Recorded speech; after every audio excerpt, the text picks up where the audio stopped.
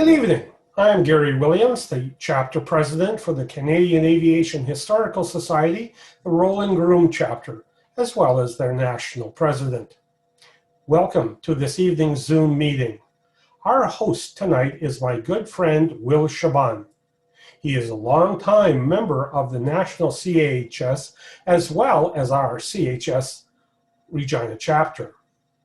His presentation is on the fabulous collection of photographs by Brian Findlay, given to Will by Brian's family. I know you're going to hear a great presentation, so sit back and enjoy the show. Hello, everybody. I'm Will Chabun from the Regina chapter of the Canadian Aviation Historical Society. And today's presentation is built around a great collection of slides of aircraft from a great guy, the late Brian Findlay of Regina. We have to start, sadly, at the end of the story with this. Brian passed away in 1998, and he left a lot of friends, and he left a collection of several hundred aviation slides that he had taken over the years that eventually came into my hands. As his obit says, Brian had careers as a pilot, as a flying instructor for the Regina Flying Club, as an air traffic controller, first at St. Andrews Airport north of Winnipeg, and then at the Regina Airport Control Tower. He was also an aviation artist, an aviation photographer, and a collector of things with wings. He was really quite the guy, a delightful, sparkling personality with a very dry wit and a big, hearty, welcoming personality. Since his death from natural causes more than 20 years ago, he has been sorely missed. So this presentation is intended partly to show off his fine photography skills, but also as a tribute to a guy who's very well remembered. As I mentioned, he was the chief flying instructor at the Regina Flying Club back in the late 1970s, before going and working for Transport Canada. He was always remembering his friends as a controller. And I show this picture of a civilian MIL Mi-24 gunship, disarmed gunship, of course, that passed through Regina in the summer of 1992. Brian tracked me down at work because he knew this aircraft and a companion, a MIL Mi-17, were coming in, and he practically ordered me to get out to the airport with a camera and get some pictures of these two helicopters, surely two of the most unusual machines that ever came through the Regina airport. Brian remembered his friends. Brian, as I said, was also an aviation artist of some note. And among the slides in the collection that his sister passed on to us were these studies, sketches of aircraft and airmen that show how seriously Brian took his art. There's also a lot of slides of cloud formations and sunsets that Brian, the artist, used to get his work just right. Here's a typical example of Brian's fine work. An Air Canada 737 in flight. Fine example of draftsmanship. The colors are bang on perfect. It's just a very attractive work. Anyway, let's get back to some of those photographs I told you. And some of the photographs Brian either took himself or collected, because Brian, much to his credit, was a good enough aviation historian to recognize those things that were important.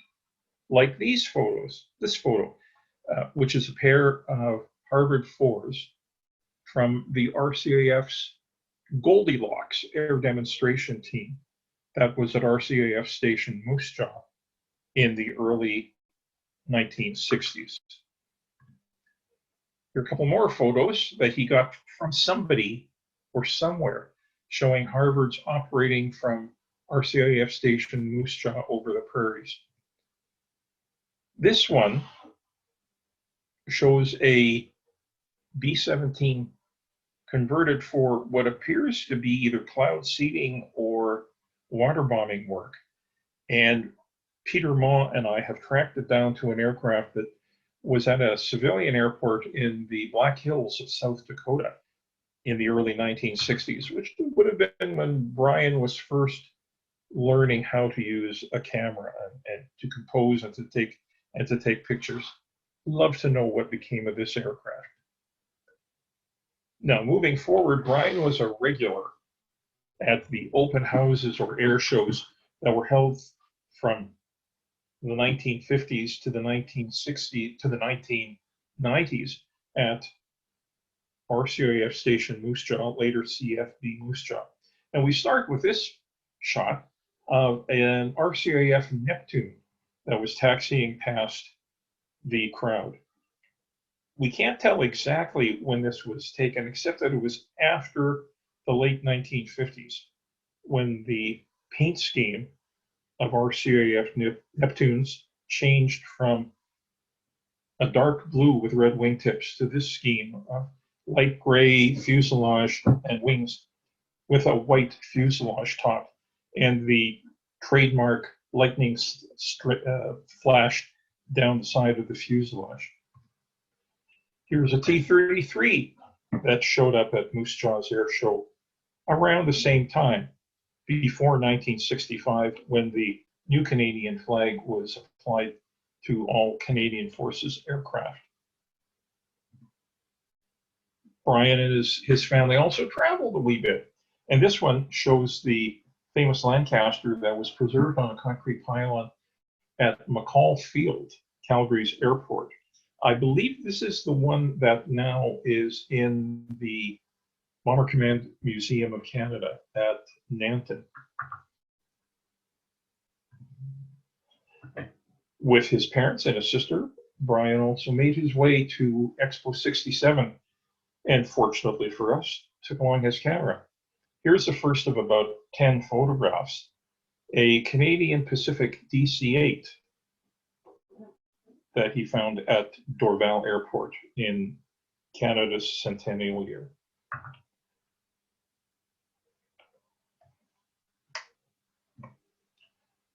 Next is a BOAC, British Overseas Airways Corporation, VC-10 that was at Montreal that day.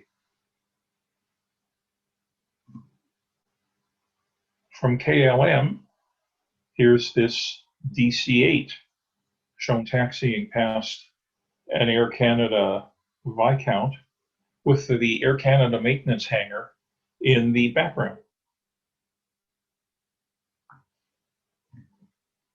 Speaking of Air Canada, here's an early model DC-8 taxiing past the terminal building. And I mentioned Air Canada Viscounts a moment ago. Here's a whole bunch of them lined up at Dorval, waiting for passengers and crew.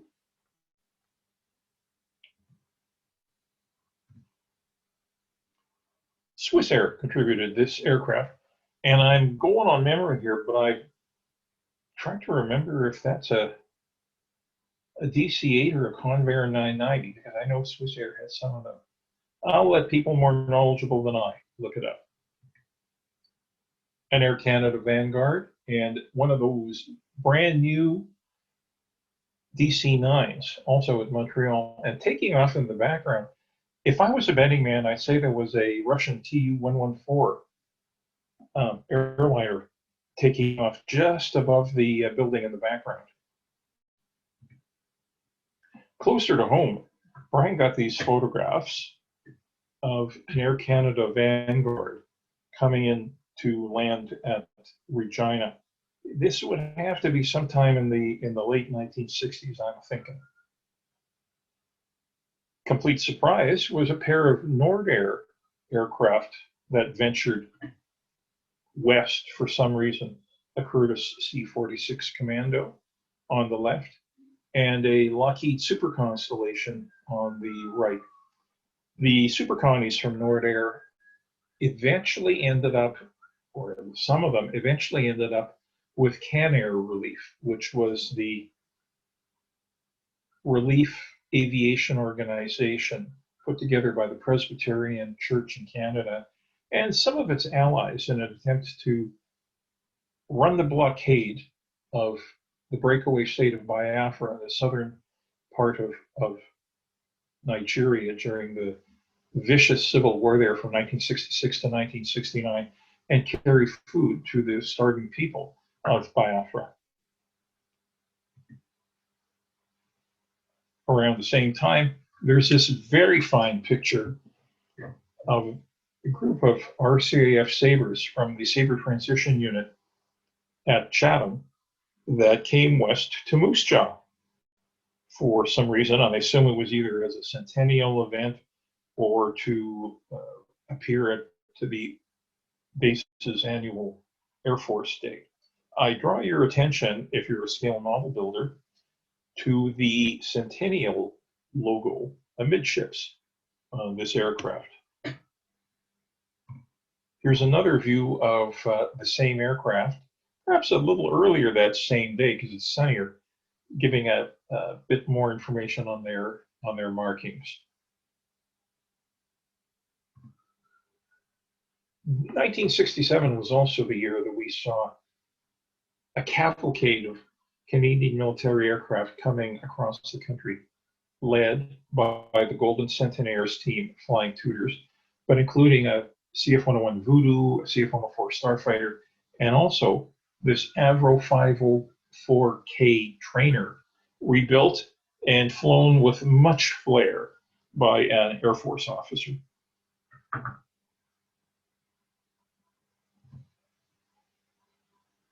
Around the same time at Moose Jaw was this Canadair Argus that showed up for an Air Force Day. Now, we can say that this photograph must have been taken sometime between 1965, when the new Canadian flag would have been applied to the tail, and 1968, when the Royal Canadian Air Force on the upper fuselage was replaced by the wording Canadian Armed Forces. Also from Moose Jaw around the same time is this shot of one of the T-33 aircraft that was operated by two flying training schools there. T-33s were only at Moose Jaw for about 5 years, from about 1965, maybe late 64, until 1969, when they were sent to another airfield. I draw your attention, if you're a scale model builder, to the crest on the tail. We have become accustomed to seeing aircraft from Moose Jaw, certainly in the 70s, 80s, and 90s, with that red and white crest that says the Big Two, best in the West. This is an earlier version of the RCAF station or CFB Moose Jaw crest, which was a dark blue shield with a lightning flash running diagonally through it, and the letters M and J in white. A serviceable logo, but not quite as grabby as the Big Two, best in the West logo that people have become so familiar with. From around the same time, we see this AVRO Canada Canuck from the Electronic Warfare Unit, which would have been at either Saint-Hubert or North Bay in the late 1960s, and an H-21 or H-44 helicopter, almost certainly from the Search and Rescue Unit at Winnipeg, both of which had come for the annual open house at Moose Jaw. 1968, September, saw another strange sight at the Regina airport. It was British Trade Week, and there was all sorts of events connected with Britain and doing business with Britain, including this flyby by a Royal Air Force VULCAN Mark II bomber, which did a low pass over Regina, and another, about 15 minutes of flying time. I have heard since then that this aircraft came from 617 Squadron, famous dambusters, and just happened to be in North America and was given orders to divert to give us in Regina a show. I have to confess, although Brian got there and got a picture, I did not. Although I heard this aircraft, really loud aircraft, from halfway across the city. Here's another view of the same beast. Dark green, dark gray upper surfaces and light gray, almost off-white, on the belly of the aircraft. Something you don't see every day. Here are a few more photos from various open houses or air shows at RCAF station, Moose Jaw. We begin with this F-102 Delta Dagger from the Air National Guard at Fargo. The lettering on the tail is the Happy Hooligans, which is the unofficial nickname for this veteran unit. Here's an F-106 Delta Dart from the U.S. Air Force Base at Minot, North Dakota. The yellow flashes on the tail and on the fuselage tell us it was from the 5th Fighter Interceptor Squadron at Minot. Canadian content. Here is a CF-101B Voodoo from 406 or 409 Squadron at Comox. Note the Nighthawk logo on the tail. Taxiing past that H-21 helicopter that we saw earlier. And what would a Canadian air show be without a CF-104 Starfighter, which would have come up from Cold Lake? And it's taxiing past one of the then brand new Canadair CF-5D fighter trainers.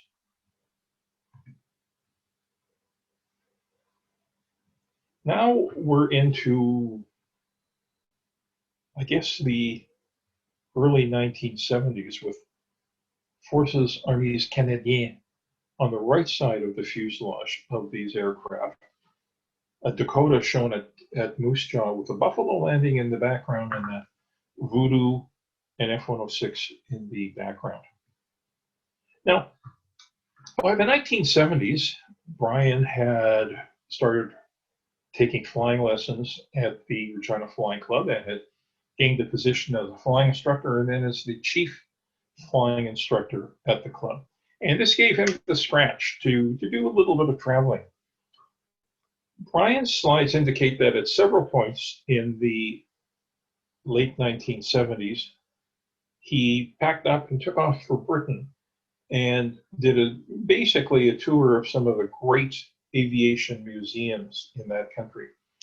We start with this one, which is an RAF Shackleton Coastal Command, and in the background, a Super Sabre from the French Air Force.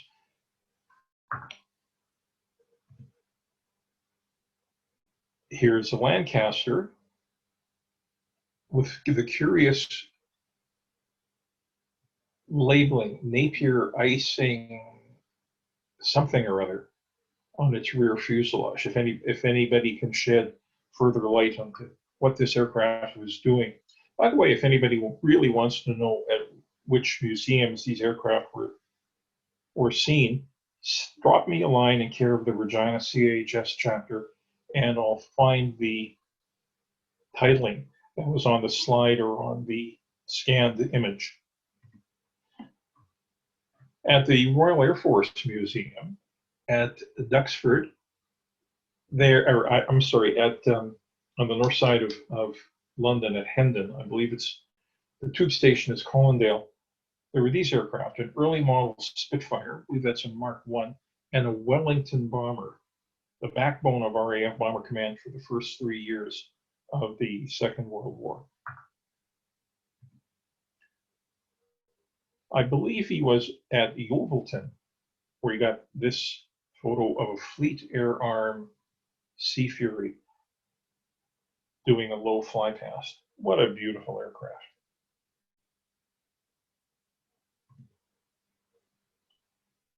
Here's a Junkers Ju-52 transport in what looks like authentic Luftwaffe markings.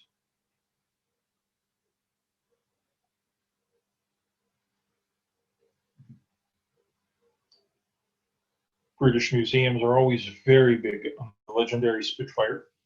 And here's one with the markings of a Czech unit during the Second World War.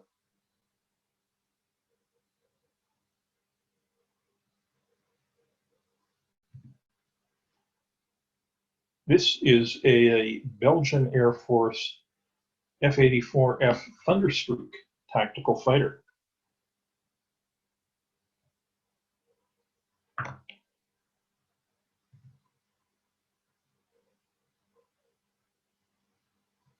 Here's some more British content. A Comet transport of the Royal Air Force. And next to it, a Handley Page Victor, which started off as a bomber and then became a reliable tanker for the Royal Air Force.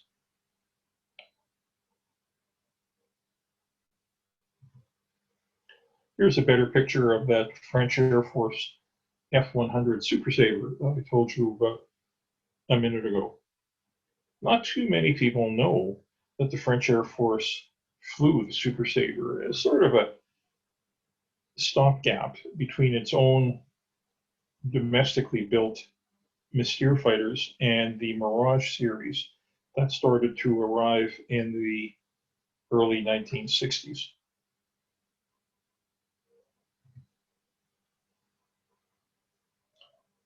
Here's a Gloucester Meteor. I can't see the aft section of the fuselage, but I believe this is a Mark 8, which was the definitive version of the aircraft. And it's in there with a Hawker Hunter on the left-hand side of the screen. I believe this is either the RAF Museum at Cosford or the Imperial War Museum display at Duxford. Here's a Swedish Air Force J-29 fighter. An interesting bit of work from a small country, which came out in the mid-1950s. Behind it, I can see the fuselage of a Hawker Seahawk naval fighter wearing the yellow and black stripes that were applied to British and French combat aircraft during the short war with Egypt in 1956. So what's this, you ask? It's a Wilga, a Polish-built light aircraft that somehow found its way to Britain in the 1960s or 70s and was renowned for its remarkable short-field characteristics.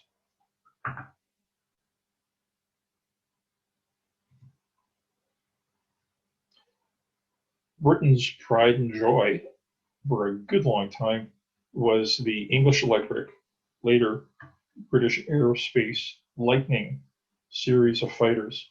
A big, heavy, solid brute of an aircraft with two engines stacked atop each other in the aft fuselage, and an ability to gain altitude at a truly remarkable rate. The radar was in that cone in the air intake, and one pilot was expected to manage everything. Interesting piece of kit that stayed in service for around 20 years, which is a real tribute to its basic qualities and its good design.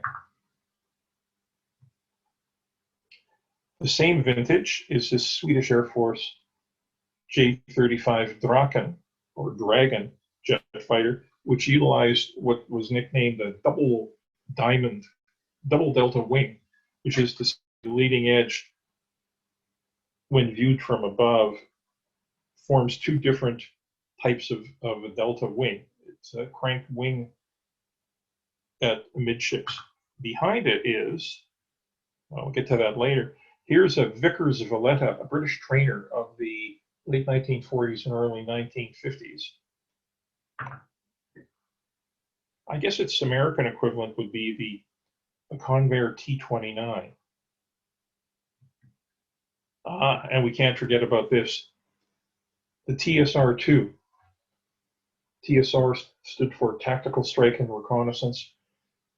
It was designed to replace the Canberra by having an aircraft, a large, powerful aircraft with two big engines that could fly very high speed at very low altitudes, thanks to its delta wing and sleek configuration. Like the AVRO Arrow, this was canceled after only a handful of aircraft were built. As with the Arrow, money was the big problem.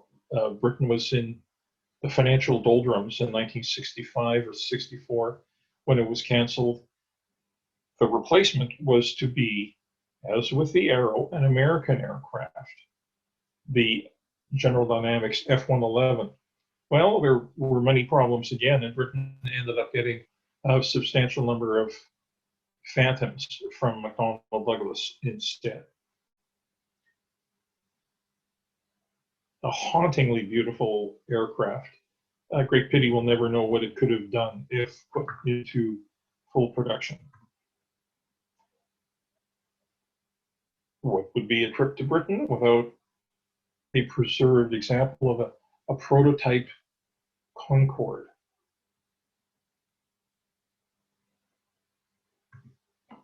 Now, Brian also took a goodly number of photographs of aircraft from the Regina Flying Club, his employer in the late 1970s and late 1980s. And we start off with this very attractive and well-composed shot of one of the Cubs Cherokees taking off. Same aircraft, straight and level.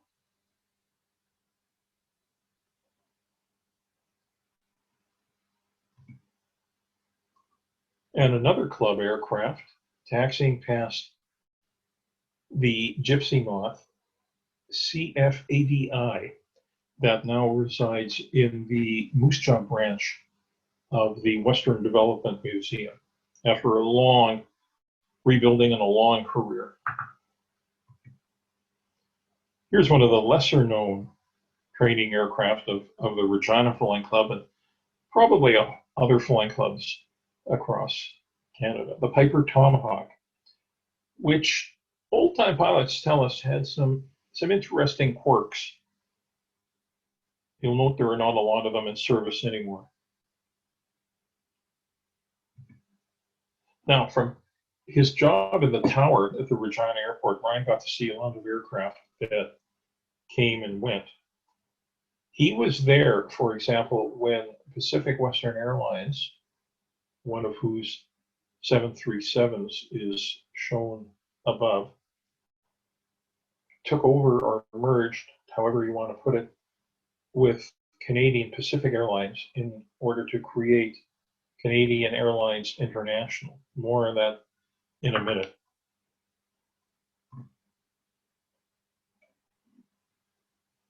This Air Manitoba Hawker Siddeley 748 flew a lot of freight out of the city in those days.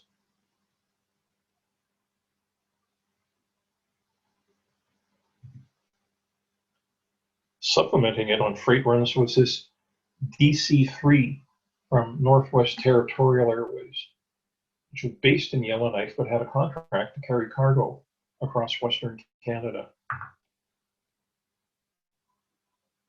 I like the way that Brian has composed this, framed by both the railing outside of the air traffic control tower, but also by the lights of the city at night, with a good bit of lighting on both the DC-9 pulled up to the bridge and also on the DC-3 itself. Yet another freighter is this Lockheed Electra shown here in the markings of, again, Northwest Territorial Airways. Its original markings were in the colors of Revolution Airways, which was a legendary airline in Alaska that operated Electras and a weird, wonderful fleet of other aircraft in the 1960s, 70s, and early 80s. Here's a Time Air F-28. I see that the registration appears to be CFTAN, Tango Alpha November, which tells us it was one of the two aircraft from Winnipeg's Transair that were acquired by Time Air after Time Air became part of Pacific Western Airways. Frontier Airlines is often forgotten, but it flew into Regina from 1981 to 1986, when the company was allowed to fall into the clutches of Frank Lorenzo, the Darth Vader of the American airline business 35 years ago. Because of the vagaries of licensing and routing, this aircraft flew a route that left Denver, where Frontier had its main base, every day in the late afternoon, flew to Minot, dropped off some passengers, picked up a few more, and then flew to Regina, dropped off passengers, and then flew to Saskatoon, where it dropped off the remaining passengers and where the crew and aircraft overnighted. In the morning, they simply reversed the course, flying from Saskatoon to Regina, to Minot, where everybody had to go through customs and a tiny airport terminal, and then on to Denver. I took this trip once. Frontier treated us very well indeed, and the complicated customs system actually worked out pretty well and pretty efficiently. Now this takes a bit of explaining. This aircraft carries the Canadian logo on its forward fuselage of Canadian Airlines International, formed, as I mentioned, by the merger of Canadian Pacific and Pacific Western in the late 1980s. The tail tells us this aircraft started its career with Eastern Provincial Airways out of Halifax, a company that was acquired by Canadian Pacific, which in turn was acquired by Pacific Western to form Canadian Airlines International. A very attractive and very interesting scheme that would have, I guess, faded out after only a couple of years. Here's an Air Canada 727 coming into the bridge at Regina. And something that I didn't know about, a Worldways 727 that was also seen at the coming into the bridge in Regina.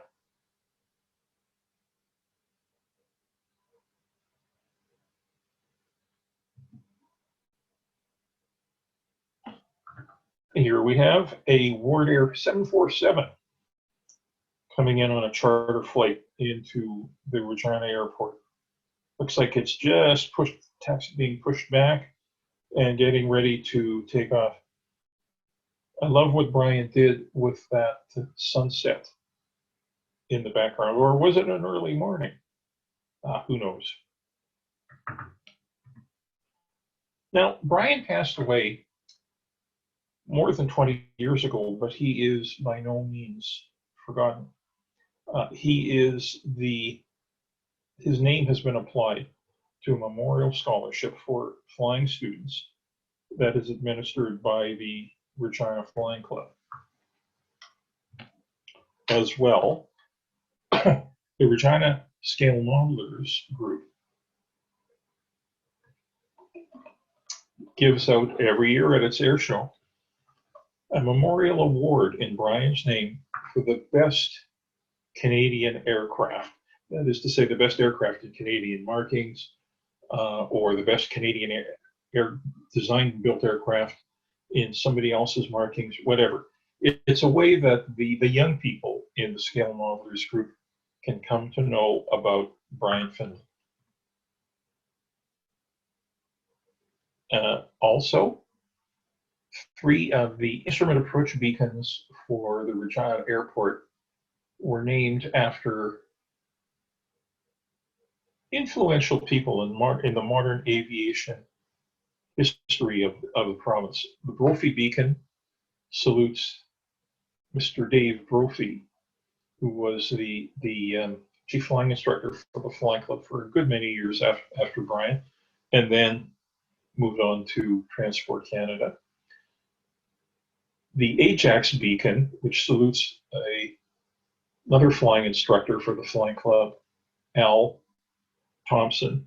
Al's first name was literally Ajax. And finally, the Findlay Beacon. I've been told that these beacons are being used less and less by Transport Canada, or that is to say NAV Canada, and eventually will pass out of usage. But in the meantime, it's a really neat salute to a very good guy.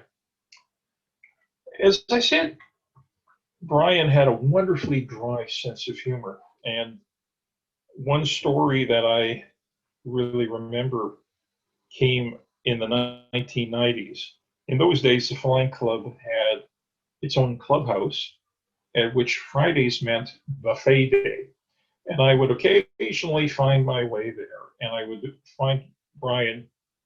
We sit down and have a good long chat, and it was at one of these Friday gatherings that Brian told me the story about the day or the night he was working in the tower when a federal government executive jet, and he could not remember if it was an Air Force Falcon or a Transport Canada Jetstar, came into the airport.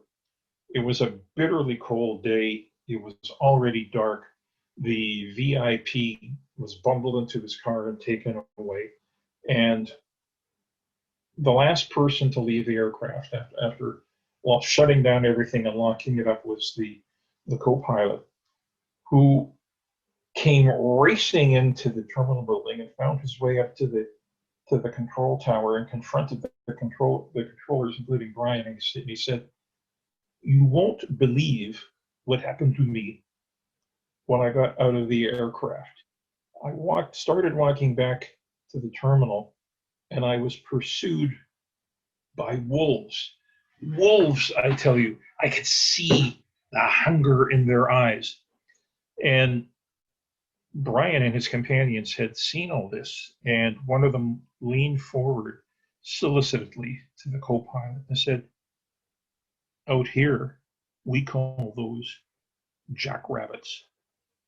Anyway, that's all I have for you today. I hope you have enjoyed this sampling of the slides left behind by one heck of a swell guy, the late, great Brian Findlay. Thank you very much for listening.